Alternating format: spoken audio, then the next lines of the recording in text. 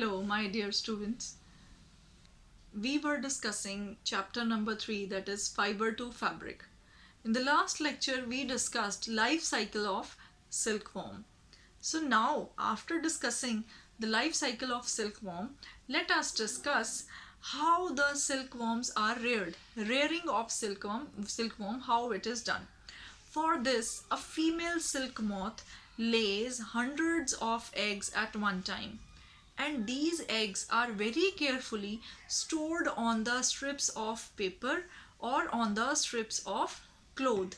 Then these eggs are being sold to the silkworm farmers, those farmers or those persons which are involved in the business of rearing silkworm, and for the production of silk, these eggs are being sold to them. These farmers keep these eggs under very hygienic conditions, providing them suitable temperature and humidity to grow. Then these eggs are warmed under suitable temperature for the larva to hatch from the eggs. This is done when mulberry trees bear a fresh crop of leaves.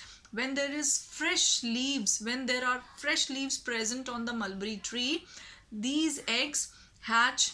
These eggs consume the nutrition from the leaves and hatch into the larva. Then these larvae are also called caterpillar.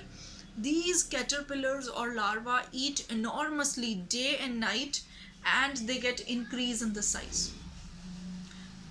Listen again. Eggs hatch into the larva. These larvae eat mulberry leaves day and night and increase enormously in size. Now these larvae, after increased size, they are kept in the bamboo trays. They are kept in the bamboo trays, and in these bamboo trays, mulberry leaves are spread first. Mulberry leaves are spread. Over that, these larvae are kept. After 25 to 30 days, these caterpillars stop eating.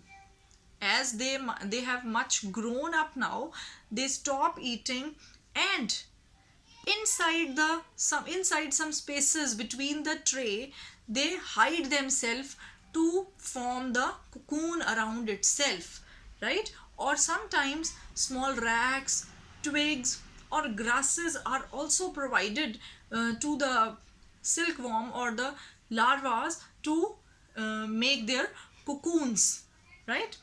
Then what happens? The caterpillar or silkworm spin the cocoons around itself, which then it develops into the next stage of silkworm, that is silk moth. Then it develops into the adult. Now the next topic is processing of silk. How this silk is being removed from the silkworm. For this, a pile of cocoons is being taken. Number of cocoons are present in a bamboo tray. Pile means dher.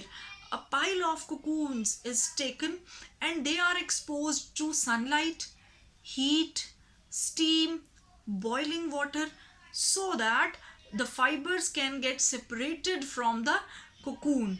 Then the process of taking out the threads from the cocoon of the silkworm for the production of silk is known as reeling of silk. Reeling the silk.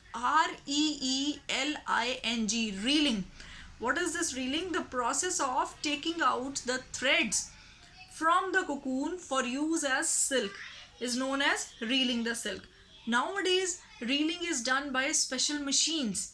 High technology machines are there which unwind the threads or the fibers of the silk from the cocoon of silkworm, and then silk fibers are then spun into silk fabrics. Silk threads are then used to make silk fabrics, which are used by us in making dress materials or in making saris, or number of things we can make from the silk fibers, right? So with this, children, our chapter number 3, that is fiber to fabric, is over. For any queries and for your any doubts, you can contact me personally. Thank you so much. Have a nice day.